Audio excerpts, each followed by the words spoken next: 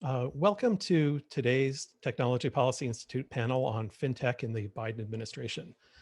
Cryptocurrencies and FinTech have been in the news a lot lately, and we've got a new administration thinking about how it should tackle all kinds of issues, including this one. As Bitcoin came close to $60,000 and more mainstream organizations are embracing it one way or another, cryptocurrencies are increasingly capturing people's imaginations. Already, of course, we've heard Janet Yellen talking about her concerns, and we'll get to that. We have a great panel here to talk about these issues. I'll introduce them very quickly, and then we'll get right into the conversation. In alphabetical order, if I remember my alphabet correctly, we have Daniel Gorfine, who is founder and CEO of Gattaca Horizons. He was the former director of the Lab CFTC and chief innovation officer at the U.S. Commodity Futures Trading Commission. He's an expert in FinTech innovation and modern financial markets and services, and also co-founder of the Digital Dollar Project. We have Amy Devine Kim, who is Chief Policy Officer for the Chamber of Digital Commerce.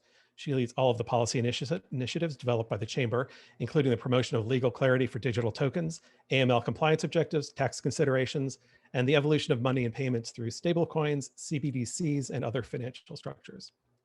Sarah Oh is a senior fellow at the Technology Policy Institute. Her research focuses on telecommunications and technology policy, law and economics, and regulatory analysis. She has presented her original research at economics, law, and technology conferences and to congressional committees, and is published in peer-reviewed law and economics journals. Landon Zinda currently serves as legislative director for Representative Tom Emmer, handling FinTech work on the House Financial Services Committee, and is co-chair for the Congressional Blockchain Caucus. Landon has worked with the congressman for the past 6 years. Welcome to you all. Thank you for joining us. And I will also tell everybody that, as I was telling the panelists, I am the least informed person on the panel, and I've given everybody permission to just roll their eyes at the questions I ask and answer things they think are more important. So we'll all be watching closely for those eyes. So one of the very first things that happened in this administration was when Treasury Secretary Janet Yellen expressed concerns about cryptocurrencies. And her comment suggested that the administration is poised to take cryptocurrencies and FinTech more generally seriously. She was concerned about instabilities in cryptocurrencies like Bitcoin, but also seemed to be open to a digital currency controlled by a central bank. Janet Yellen is an amazing economist. I mean, just really, really impressive. If she's worried about something, it makes me a little concerned. So, what do you think was she, what sort of credence should we give to her comments, and are they properly placed? I guess I'm happy to start there if I don't want to. So first of all, thanks for having me. I couldn't be more thrilled to be on a panel with such amazing talent. So thank you. To the question around Secretary Yellen, I'm not surprised she said the things she did, and she's said them in different flavors over time. But if you think about, Treasury's role, they have FinCEN, which is the administrator of the anti-money laundering compliance programs and regimes, as well as OFAC, the Office of Foreign Assets Control, which deals with our economic sanctions program. So those are two areas, anti-money laundering and sanctions compliance, that she has authority and jurisdiction over. So naturally, that's where she's going to focus her remarks. And I think we've seen them evolve too since the original nomination hearing. The first was, yes, those areas of concern. But I think she's the kind of person, she's, like you said, an amazing economist. She's been around, she's held positions like this before, where she leads a significant agency or department of the government. My sense is she'll listen to her advisors as well. And it seems like her comments have evolved in that way to take a measured approach where, yes, she's looking at these issues, and she absolutely should, just as we do. But I think she's, measured in the sense that there are other priorities that the Treasury Department has as well. And we're happy to work with her as she goes through that. Yeah, and I'd pick up on where Amy left off. I mean, look, obviously financial crime is going to be an important concern and an important issue for this administration as well. But I would also kind of pick up on other things that we've heard from Secretary Yellen. We are obviously in a place right now where we're trying to emerge from the pandemic. So recovery is very important. And to that end, I'm hopeful that FinTech more broadly will be part of that building back strategy. I mean, there's the opportunity for enhanced access, there's enhanced inclusion possibilities. The focus on CBDC, I think, is an indication that there's recognition of how FinTech can enhance financial services access. So I think it'll be a mix. And so obviously the financial crime statements need to be taken seriously. And I know the industry will work hard with the administration on that. But hopefully there's also some offensive opportunity there as well. And I'll just add that Jay Powell, chairman of the Federal Reserve, was also talking about Bitcoin and crypto recently and the digital dollar. And he was saying the Fed is looking into digital dollars, but that we don't need to be first, but we need to be careful. And so they're researching digital dollars carefully, but they're headed in that direction too. So as a pairing of the Federal Reserve and Treasury, they're carefully studying and watching the space. Yeah, I think just to kind of pick up what Sarah and Daniel were saying is it's a multi-layered technology with a lot of different benefits and uses depending on what it is you're trying to achieve, whether it's a CBDC, whether it's payments, whether it's other types of financial products. And I think that our policy approach to it also needs to be multi-layered and coordinated, actually, because there are so many, there's multiple stakeholders in these conversations. And so, we've done this 20 years ago when we were dealing with the internet. We've done it in many other instances where, administration, I think, needs to also coordinate its approach to dealing with what Daniel was saying with CBDCs, with payments, with blockchain technology broadly, even without, not such a direct correlation to financial services, to understand all the different ways that we should be thinking about this, how the government's going to use it, like CBDC, or maybe even a distribution of payments model, how businesses can use it, small and large, and how consumers can benefit from interacting with it and, enable a digital access on a larger scale. So as we work up to some of the policy recommendations that you all have, maybe provide a little more background for those of us who don't know all of the details. So, what's, for example, how does a digital dollar or a digital yuan, I'm not sure what they call it in what they're calling it in China, but how does that differ from the cryptocurrencies that we hear about day to day, like Bitcoin and Ethereum and Litecoin and so on? I want to let Landon jump in as well. So I was giving a pause there, but I'm happy to field that at least initially. I mean, the major distinction is when you're talking about central bank digital currency, you're talking about something that's actually issued by the central bank. So in our case, that would be the Federal Reserve. So the counterparty is the central bank to that issued token. That's a major distinction from commercial bank money, where your counterparty is the commercial bank. Here, it would be the central bank. So a digital dollar in a tokenized format is a lot like a physical dollar bill, where a physical dollar bill is a token. The counterparty is the central bank. In this instance, you now have digital access to effectively that form of money. So that's the major distinction. I mean, I'll pause there because there are a lot of other design choices that we can talk about with respect to how digital dollars may be issued, distributed, transacted. And all of that is an open question. But one of the initial early criticisms of cryptocurrencies was that they were unlikely to become money because we already have money. It's called money, and I think people have gotten beyond that for things like Bitcoin. But it does seem a little bit like that for a digital dollar, right? What does the digital dollar replace? What's an advantage of it over the current over the current dollar, and is it even comparable to the standard cryptocurrencies? Yeah, I'll just chime in there, and thank you to TPI for having me. The Digital Dollar Initiative is certainly the right people to ask about these questions. But you bring up some good points. I mean, in terms of a digital dollar, certainly being able to interact remotely and digitally brings up a few efficiencies. I would say in terms of Congress's perspective and Congressman Emmer in particular, one of the focuses of a digital dollar is going to be maintaining that privacy aspect that you have when you deal in dollars. being able to interact with another individual and only you two being parties to that transaction, that would still have to be maintained. That sort of digital cash element would need to be maintained within a digital dollar. Yeah, we, oh, sorry, go ahead, Daniel.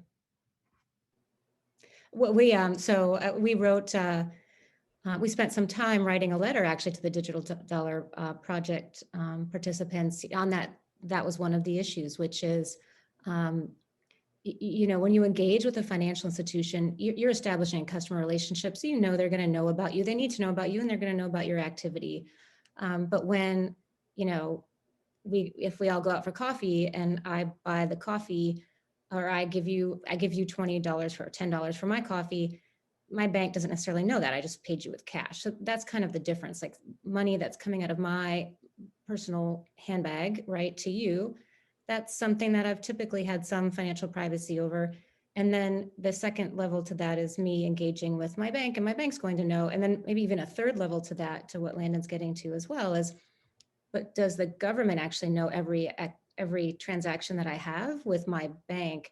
And then do they know it in real time? You know, right? Like we have a touch point with the IRS on April 15th, for example, and they'll have a little window into, you know, your financial situation, but it's not a real time thing. And so these are some questions that would, I know that the Digital Dollar Project participants are looking through, and we're thinking about, and our members are thinking about too, is to ensure that what we have come to think of traditionally as a notion of financial privacy, just in our personal life, should the public, should the government know where, you know, where my kids go to camp, how much I spend on my electric bill, you know, things like that, how much I spend for my mortgage payment or my rental, you know, do I rent or own, you know, things like that, where I think we would want to make sure we're preserving that.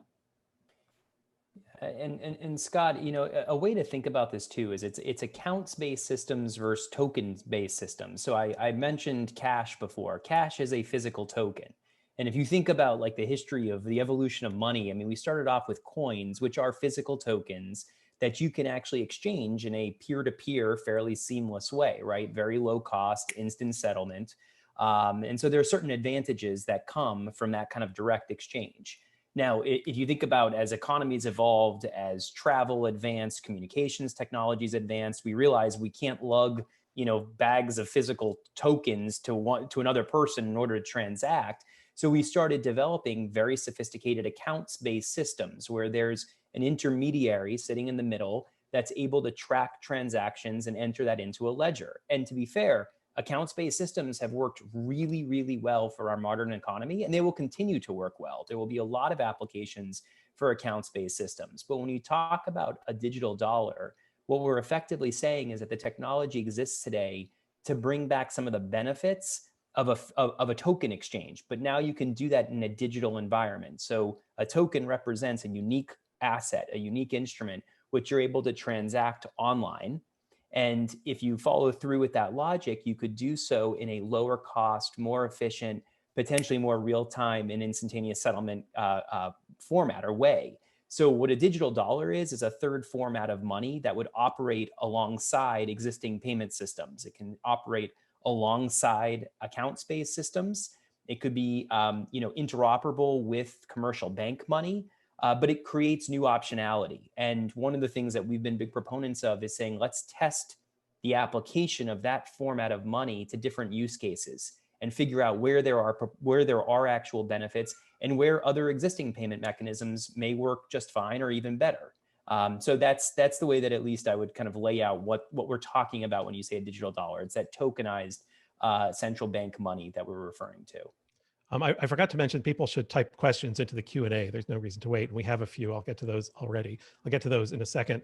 But so, I mean, so I understand you're still thinking about use cases, but you know, what are some things that you potentially could do with a tokenized dollar that you can't do now? Why do we need it? So you know, look, I will just mention there are three different buckets you can think of in terms of application. There's a retail payments, you know, bucket.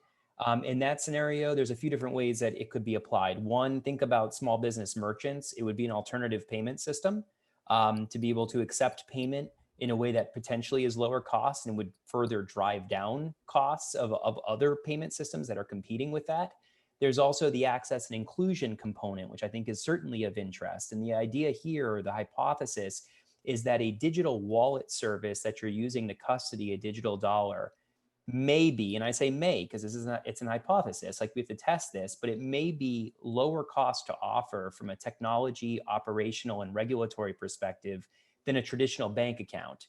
If that's true, and you can kind of think of preloading smartphones with digital wallets, you could have a world where you could onboard a lot of or underbanked individuals into the financial system. 60% of the underbanked have smartphones.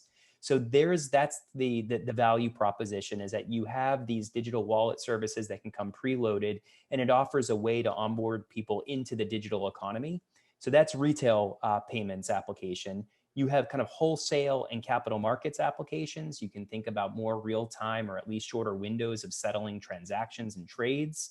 And then there's international aspects of it, cross-border, remittances, all of those areas where there are still high costs. You could see this driving efficiencies. I have a clarifying question. Maybe I should know more, but the digital dollar it's different from a stable coin, right? Like a pegged one-to-one, just the unit of account, private money.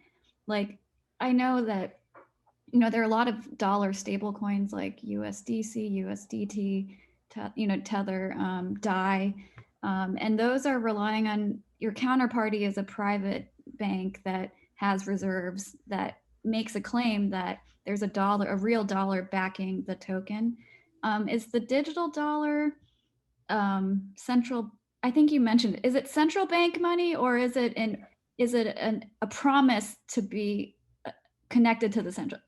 So again, there's a lot of different ideas out there, but in at least, look, from a digital dollar project perspective, our champion model would be exactly that. It would be central bank money. Now, to be clear, this is not antithetical to private sector innovation. And in fact, a lot of what we've seen and learned and some of the purported benefits of a CBDC, I think, have been demonstrated because of private sector initiatives. A way to think about CBDC, though, is that it is public infrastructure. And you make choices, design choices around public money. We've already done that. The way we issue central bank money to retail individuals today is a choice. And we do that through physical cash. Individuals don't hold reserves at the central bank. And that's a design choice. We have commercial bank money systems where people can access those services. And we've had a lot of private sector payments models built on top of that infrastructure. If you were to create CBDC, there would likely be significant private sector innovation on top of those new rails. A lot of this gets into like the programmability of money, being able to use smart contracts in order to automate payment systems. So that hopefully that answers the question, but I know I'm stealing too much time here, so I'm going to mute myself. Well, although there's a related question in the Q&A, and which is asking that couldn't there be a digital dollar in partnership with private companies? And I think maybe you're saying that there could be, but it would be a different sort of animal. Yeah, I mean, maybe one way to think about that, and Daniel, of course, jump in. I mean, I think the innovation behind it, I think, could come and should come in partnership with private industry. Industry has been the force behind a lot of the innovations that we've made, whether you're talking about space or technology or a lot of other areas. Ultimately, I mean, I think if we're talking about U.S. government issued, I think it would be a challenge to get the U.S. government to do that in partner, like a 50-50 partnership with a company that's also issuing it. Who knows what the future will hold, but I do think that I would see it as industry helping to develop and pilot, just like what Daniel was saying, that's run some pilots, different types of pilots with different types of approaches and design choices to kind of move this conversation forward. We've done a lot of discussion around the policies, and I think those will absolutely continue. But then it's also, you have to test it and see what works. Yeah, just quickly on that, because I saw a question has come in. I mean, 100%, I agree with Amy on that. I think that, there's 3 different areas you need to look at with issuing this. Like there's the tokenization process, and a lot of the learnings and a lot of the innovation has taken place through the private sector there. Second is, how do you actually distribute digital dollars. Now, again, from a digital dollar project perspective, we don't believe that should be issued directly by a central bank to retail individuals, and retail wouldn't be holding accounts at the central bank. Instead, you would issue through our two-tiered banking system the way we do today. So that could be through banks and licensed, FinTech providers would be the actual distribution mechanism. So much like you go to an ATM to withdraw physical cash, that'd be the way that you're actually withdrawing digital dollars. And then there's the actual custodying of the digital dollar. So the digital wallet service solution providers that I'm talking about would likely be private sector entities that are creating the wallet services. So then we haven't even mentioned the rails, like what does this actually transact on? So no, this is something that absolutely requires kind of public-private partnership. At the end of the day, the issuance of a central bank, dollar can only be done by the Fed. That component, that aspect of it is where you need the public sector. But certainly, just as we do with money today, the way it's distributed and the technology that underpins it is largely private sector driven. A couple of questions. First, to put in the back of your mind, somebody asks an interesting question about sort of other fintech issues and whether new concerns about data privacy might end up overlapping with fintech innovations and how those things will interact. We can discuss that a little bit later, just to think about in the meantime. But here's also a sort of a fundamental definitional question. Just what's the difference between CBDC and cryptocurrencies?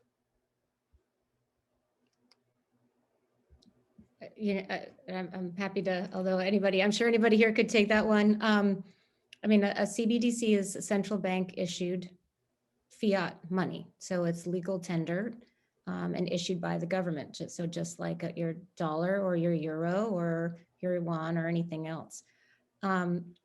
Other cryptocurrencies, so those could be issued, like Sarah had said, as a stable coin. A company issues a stable coin that's pegged to some kind of, some fixed amount or some fixed data point, like a dollar or something else, designed to maintain price stability. And then you have others that are issued entirely, pegged to, they're native to the blockchain, like Bitcoin. Bitcoin being the first form of payment issued through a blockchain. They could be independent of a corporate structure, infrastructure. Okay. Let's turn to some policy issues on this, and I'd like to think about this in two ways. One are what are policy issues related to CBDC to make that happen, and how one might go about regulating it, and the other is policies related to Bitcoin and other cryptocurrencies that I guess they don't have to be based on blockchain, but they are. And what should we be focusing on with those? I mean, so for example, with Bitcoin, Ethereum et al., they've seemed recently more like almost like for speculators rather than currencies. It's hard to think of something as a store of value when its value changes so radically, so quickly. So what are the policies we should be thinking about towards that? And then what are the other policies in thinking about towards a central bank digital currency, and whether we even want one? So I'll chime in here really quickly, just because the conversation is kind of centralized around CBDCs, and Congress really hasn't acted on that topic in a very strong way yet. And even at the Fed, the congressman had a line of questioning to the Fed chairman about a year ago: should private sector entities be collaborating with you guys on a CBDC? And even back then, the general impression was, no, this is a government thing. Let us handle it. And even within the last year, I think you've had a fast increase in knowledge at the Fed about what a digital currency looks like, or what it could look like. And there still remain some questions in Congress over whether a centrally banked digital currency needs to be authorized by Congress so that the Fed can operate it.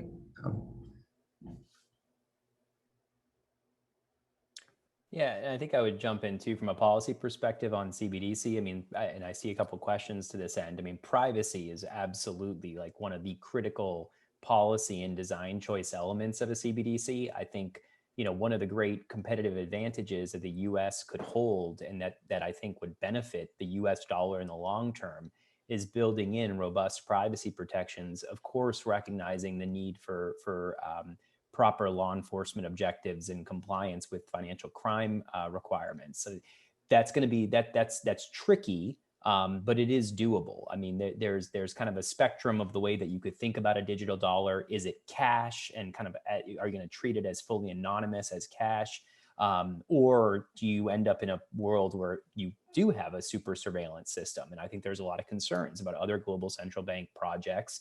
If you create kind of a massive centralized database, just because you're trading tokens within a centralized database doesn't build in any privacy whatsoever. So design choices around the rails, the rights to information, access to information, due process and legal process around that access, all of those are going to be critical issues. I'd say pragmatically, the way that you can approach this is if you begin with CBDC real world pilots, that you limit the amount of CBDC you're actually dealing with. So make it a relatively de minimis level.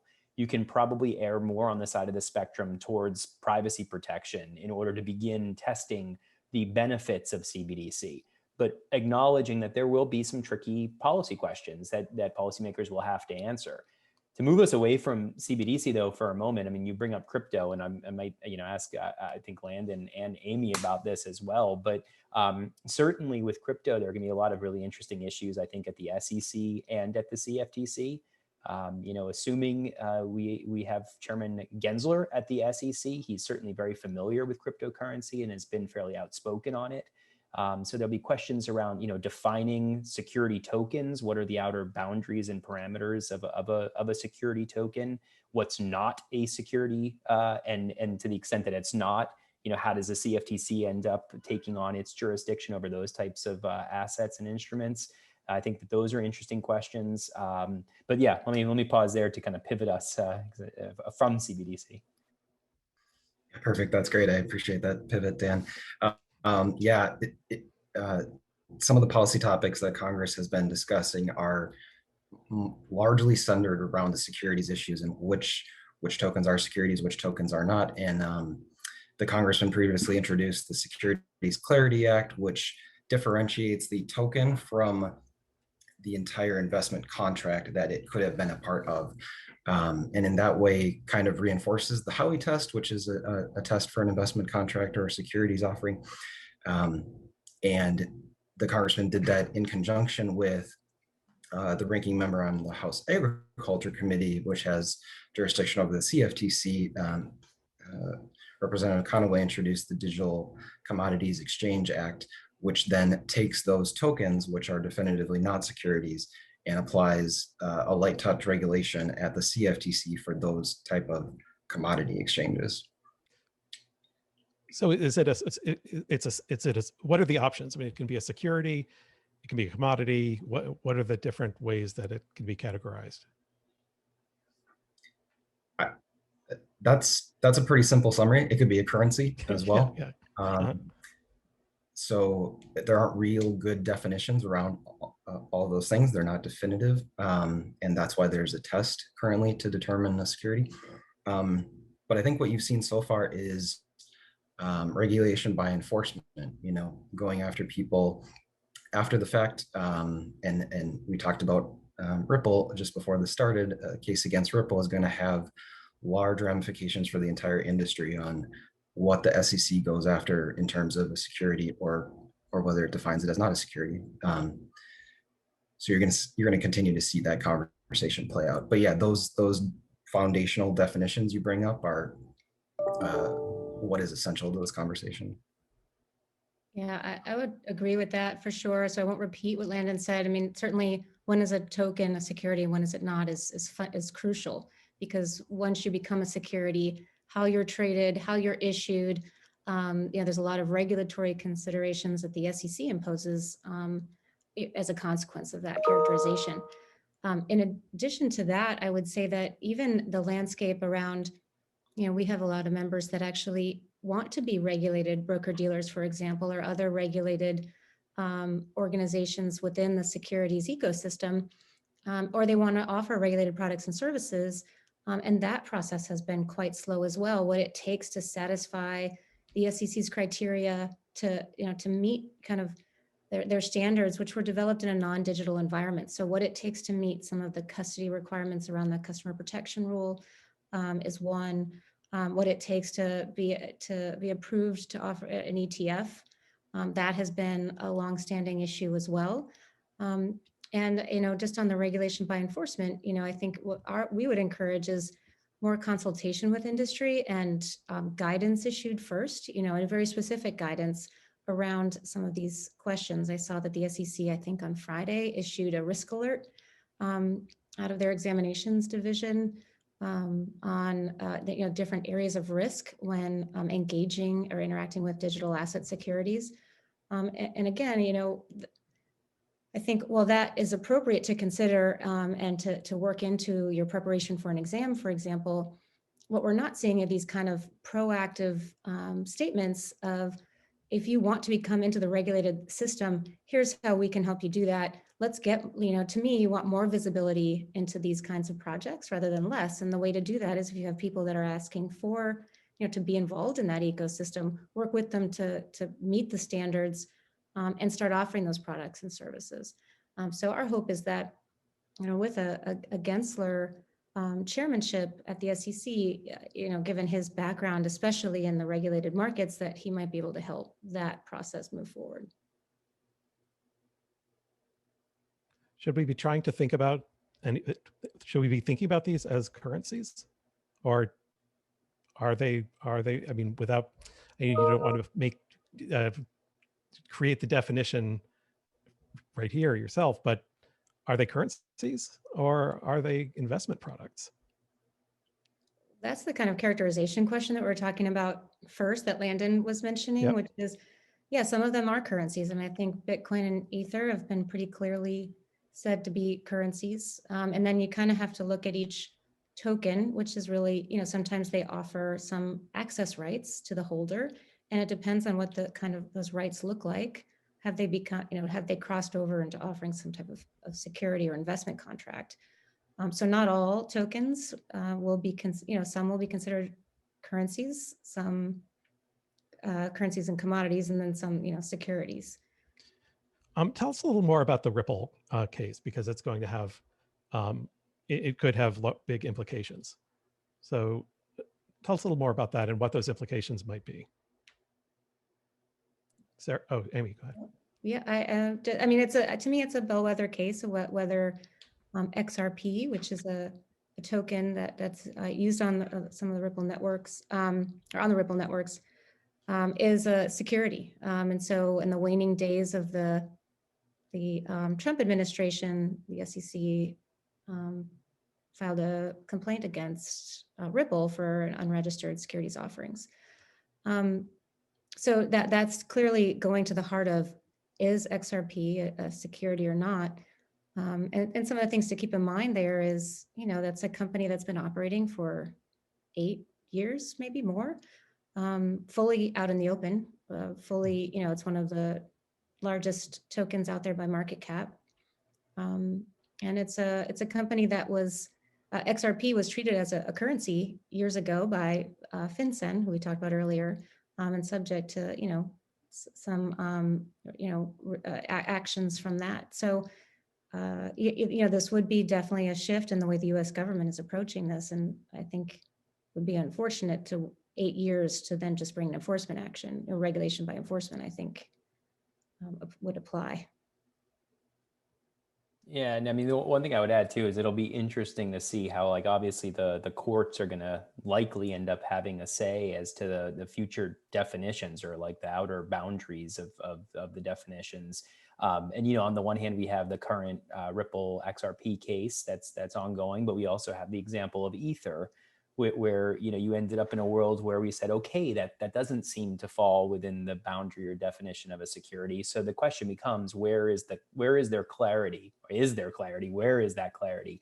And if you're trying to create something new today, what guideposts do you have to know how you stay on either side of the law? Now, if it's true that, you decide, hey, this looks like it's going to be treated as a security, to the point that Amy made before, I think the SEC is going to have to continue to do work to explain how this technology flows through the securities laws and the security law framework, including how do you trade, how do you custody, how do you, these are important questions.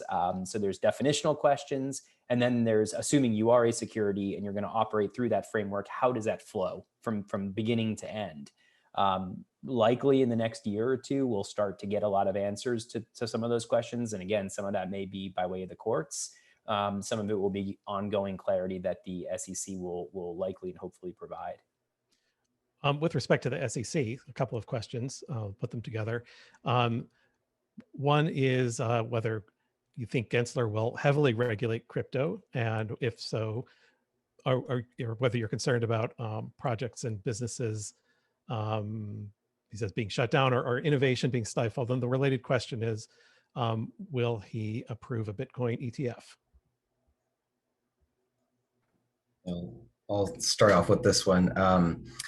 I work for a Republican, so I have a good incentive to not be optimistic about this new administration, but I really am. And I think that there are a number of people that have been proposed to take positions that have deep connections to this technology and understand it very well. So I'm pretty optimistic that they'll treat it with a light touch, go after some of the bad actors that they think maybe shouldn't be in the marketplace. But the previous administration, having set up FinHub at the SEC, all the work that the CFTC did as well, there are a lot of brilliant people at these agencies, and Dan used to be one of them. And I'm confident that— Which part of that was he used to? Brilliant or part of the agency? I assumed the former. Yeah, the brilliant part. But that's just to say, it's hard to tell where they're going, but there's some deep level experience there that makes me optimistic. I'm optimistic too. I think, when you have someone like Gary Gensler at the SEC, or, Dr. Brummer, if he's in fact nominated and confirmed, and others, I think I'm optimistic that there will be more guidance, possibly through regulation, but at least through guidance. These are, people who have been through other financial circumstances, like, the financial crisis around 2008, 2009, even, and Dodd-Frank and things like that. So I would anticipate some, I don't know if it's regulation, but some type of activity that would put some guardrails out there. Might they be more strict? It's possible, but and where that line falls is things that people in industry like me and others are going to have to work through and make sure that lands right. But we've been asking for more legal clarity for a long time now in this space. So I'm hopeful, as Landon has said, that that there will be some of that legal clarity in some of these areas. Probably I would err more towards what it takes to be a regulated financial product or service in this space. It's not as clear to me what the regulatory clarity would look like on the characterization of token side, which was the two buckets Daniel was talking about. So Scott, I'll also add, I think for Gary Gensler, market integrity and investor protection will be very important, and he's spoken to that before. I see that going kind of one of two ways. One is that the industry is able to demonstrate that it's taken great strides in terms of implementing and incorporating market surveillance technologies in order to demonstrate that they are better kind of policing the underlying spot market. Or two, the growth of CFTC regulated Bitcoin futures markets does create, a more regulated space where price discovery can take place. And that shift may be an important one as well, that at least that argument could be made to Gensler and the SEC that things fundamentally have changed in terms of overall market surveillance and the integrity of underlying crypto markets. Gensler has also commented before, though, that if that hasn't satisfied, do we need to have some type of federal regulation that creates oversight of trading activity and can ensure underlying market integrity? And I think that may be part of the discussion as well. So it remains to be seen. I think that things have shifted over the last couple of years. I would also make the point that, the reality is that consumer or retail individuals have access to crypto investments if they want to have access. So it's not like opening the door to a Bitcoin ETF it is all of a sudden giving retail new access that they don't necessarily have elsewhere. It may just be more efficient access, and it would be regulated access. So I think that there's a lot of compelling arguments that can be made that say that ultimately, offering access through a regulated ETF structure has real investor protection benefits. This is where I think the conversations and the arguments will be made. There are a lot of questions leaning towards the CBDC side, but let's put these together. Suppose there were a digital dollar. How would that interact with private cryptocurrencies? Would it have an effect on them? Would it possibly reduce their value? Do they compete? Is one regulated by the SEC and another controlled by the Treasury? How would those two things go together? What are they? They complement, substitutes, what? I'm going to quickly say that look, there's some overlap, but I don't know that I would argue that they compete, right? Like Bitcoin, Bitcoin has served largely as an alternative investment. It's not been largely used as a payments vehicle. It can be, correct, but given price volatility, it's not been an ideal medium of exchange. I think many view it as, whether you want to call it digital gold, digital silver, digital bronze, but something that has potentially an inflation hedge characteristic, something that is outside of the purview of central bank policy and fiat currency, again, having kind of an anti-inflationary hedge to it. So I think that that's been driving a lot of the interest and activity around Bitcoin. And I don't think that changes because of having a CBDC. I mean, if anything, again, back to the design choices around CBDC, you want to have interoperability of digital assets in general. So trading activity could become far more efficient, and you'd be able to kind of move out of fiat currencies potentially into crypto if that's what you're choosing to move into. Some of this becomes even more seamless in a world where you're digitizing kind of the way we transact all types of assets. So I think it's way too early to understand the full implications or what Bitcoin and other cryptocurrencies evolve into. Many of them are being created for different purposes, have different functionalities, have different programmability around them. So I think it's simplistic to think that these are going to have kind of like direct clash. I don't think that's a proper way to analyze it. And just, yeah, I would agree with that. And then to kind of touch on the regulatory side of it, like who regulates it? I mean, if we're talking about it being used as a payment method, then it wouldn't be the SEC because they regulate securities. So then we'd be looking at it like as a for money, or money in the sense of a CBDC, or value that substitutes for currency. When you're talking about Bitcoin and other forms of payment, those are regulated for anti-money laundering purposes. And so then the tokens themselves aren't regulated. It's the institutions that offer products and services for third parties that would be regulated. So whether they're regulated under the Bank Secrecy Act, that probably would be for all of them, really. So if a bank engaged with the CBDC, they would have Bank Secrecy Act obligations for for engaging with that CBDC. If they're offering Bitcoin, the same would apply. They may have different risks and risk mitigation strategies that they're trying to employ, or consumer protections and other things. But that's typically how I would imagine the regulatory oversight would evolve. And the New York Attorney General's office enforced an action against Bitfinex for Tether.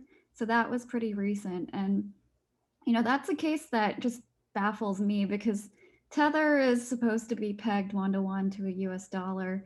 And, there are many theories about how the USDT BTC trade, if Tether is not backed 1-to-1, then the price of Bitcoin is being inflated by USDT not being the full dollar.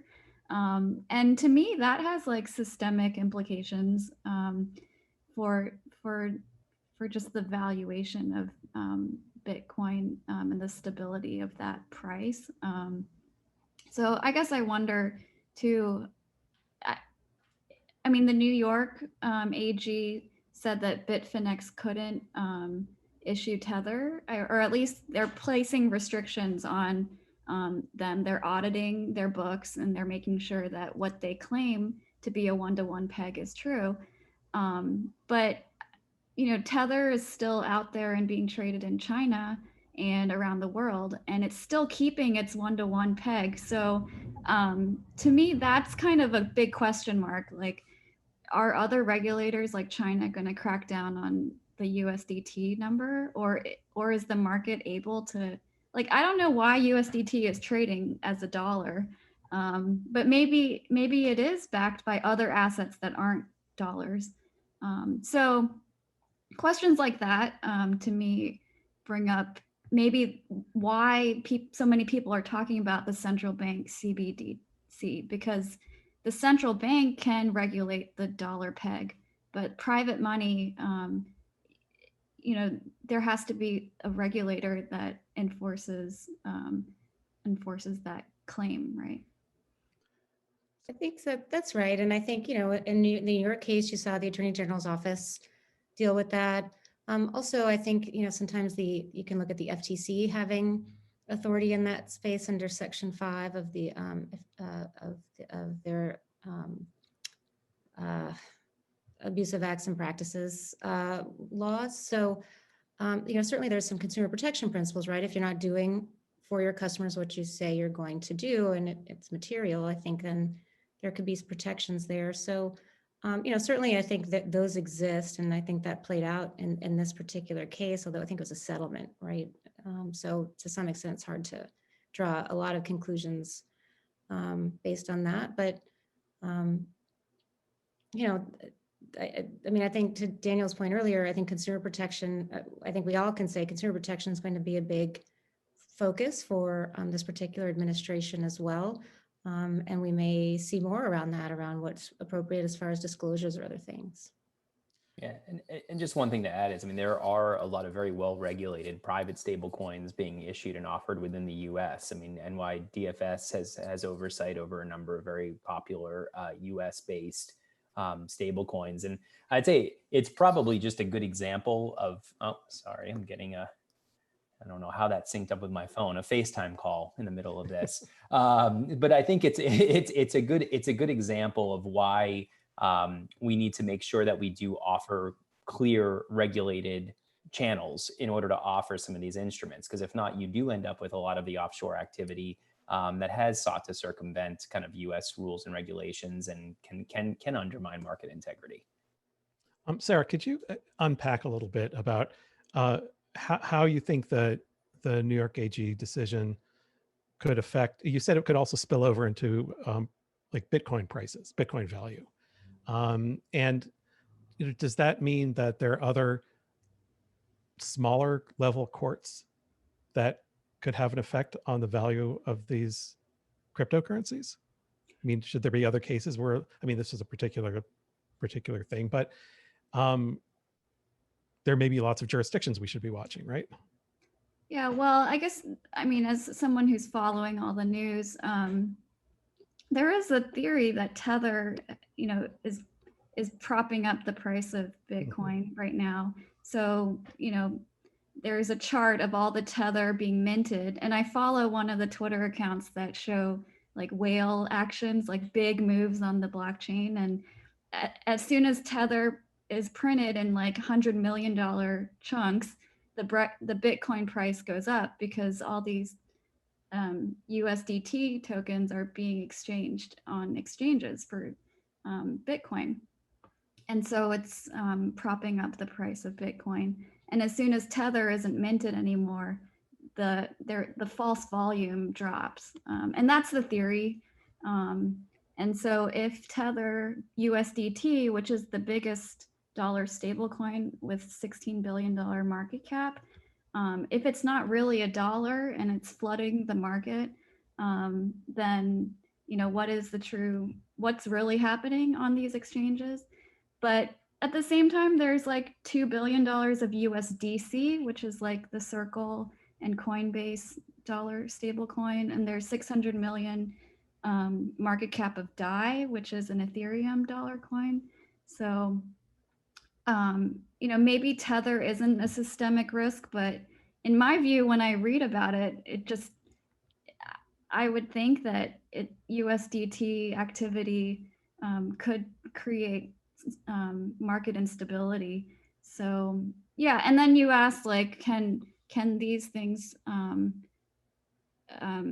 affect markets, like these smaller frauds, I guess, and can the regulators like tamp down on them? And yeah, I think like the auditors like need to keep an eye out for what's happening. So New York AG and other smaller regulators, they can help police the markets. What I can say about, an interesting piece to that is, and it's not just in the stablecoin scenario, but, anybody that custodies an asset, we're working on developing a white paper, which I hope will be published within the month's time, around how companies can prove prove the reserves that they hold. And so, we've got a number of major accounting firms that are members of ours, and using blockchain technology actually to do that, because it can be a superior method for confirming the assets that are being held or custodied. So we're coming out with a paper on that issue, which is, how to make sure that you confirm that very issue, whether for any kind of stable coin or even a custodian that's holding it, to just show that your outstanding assets meet your outstanding your assets meet your outstanding liabilities.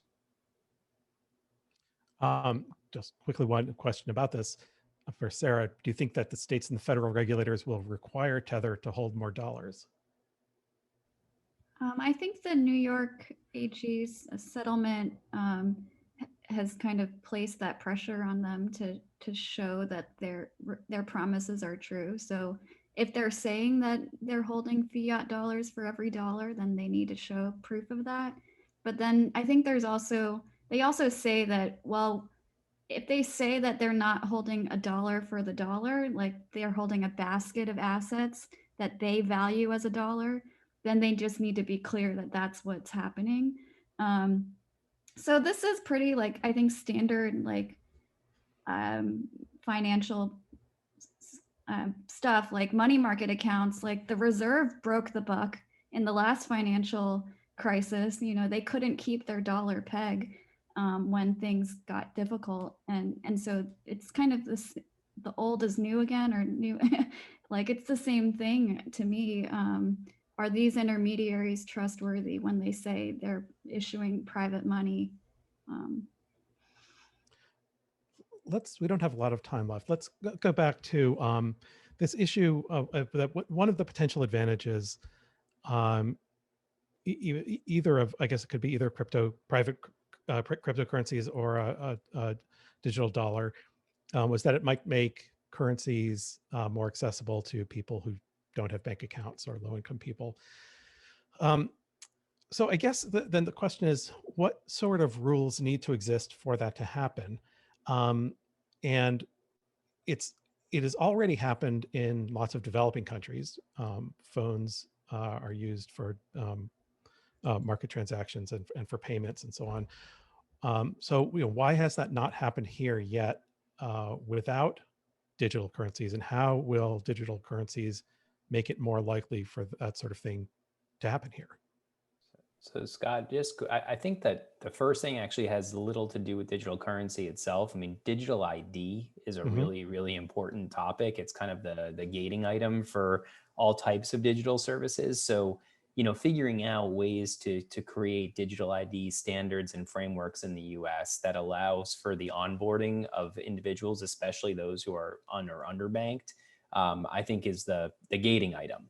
Then, when it comes to CBDC, I mean, as I said, like it's almost like you could think of digital wallet services as like a bank light type concept. I mean, it's pretty narrow in terms of what you're trying to do with a wallet service. I mean, it's a very basic kind of custodial relationship.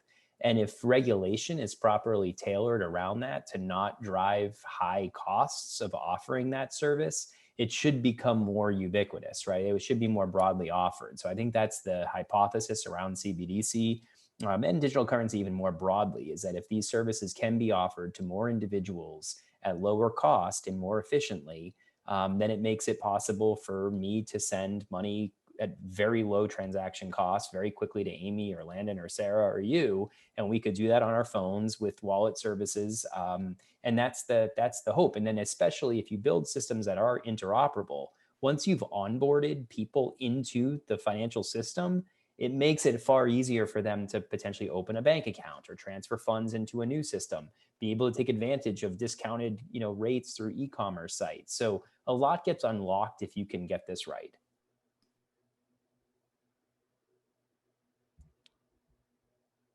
What's the real incentive for a Treasury Department to want a digital dollar? I mean, there's a lot of, throughout the questions, there's a general theme of the government just wants to make sure it retains control of currencies. It wants to make sure it can enforce sanctions, all kinds of things like that. I guess you could summarize a lot of these questions by saying that maybe the Treasury Department has objectives other than efficiency. I can chime in. I know, I'm sure Daniel and Landon may have some views too. When you think about our financial services infrastructure, it's old, and there's a couple of initiatives underway right now to try to modernize our payments infrastructure using just the traditional technology. This would be another way to do that. And what blockchain, if you use a blockchain for that purpose, it bakes in encryption into the architecture of the technology. If you think about the internet being created over 20 years ago, decades ago, it was meant more as an information transfer system. It wasn't really intended to transfer value. And as we started to do that, enabling banking services and other things, you had to wrap encryption into it, so then we have these security systems, latched on to try to protect that information from being exploited. What blockchain architecture does is it has that already as part of the infrastructure. So that's what makes it a superior payments transfer service and value transfer service is the security of that. So that is one area. And I know Daniel mentioned his 3 buckets of retail, commercial, and then international trade finance. I think it enables all of those even more because it can be programmable. So if you think about trade finance, you can embed into those contracts, into those agreements, programmability that once this ship reaches the port, this money will release. And once someone confirms that they've received the goods, you can kind of program, if this happens, then this will happen. And that will help enable the whole transaction to go much more seamlessly than it does today, as just one example.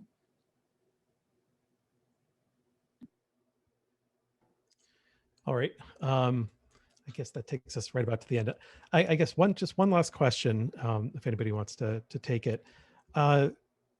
If policy and the market advanced the way you hoped, what would digital currencies look like in 5 years? What would we be using them for, or what wouldn't we be using them for? I can start with this, and this question kind of gets to why I think this area is so interesting. I would even use the term digital currencies. I would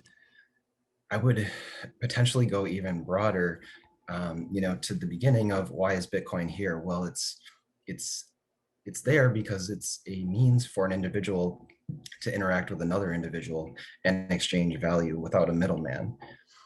Even further past the money aspect of this, the most interesting thing I think about this is that open public network where individuals can interact with each other. There may be a value reinforcement mechanism to that network, but the real interesting thing is person-to-person interaction separate from middlemen. So if you're looking to a next Web 3.0 or 4.0 or wherever we are now, that's the most interesting thing about this technology.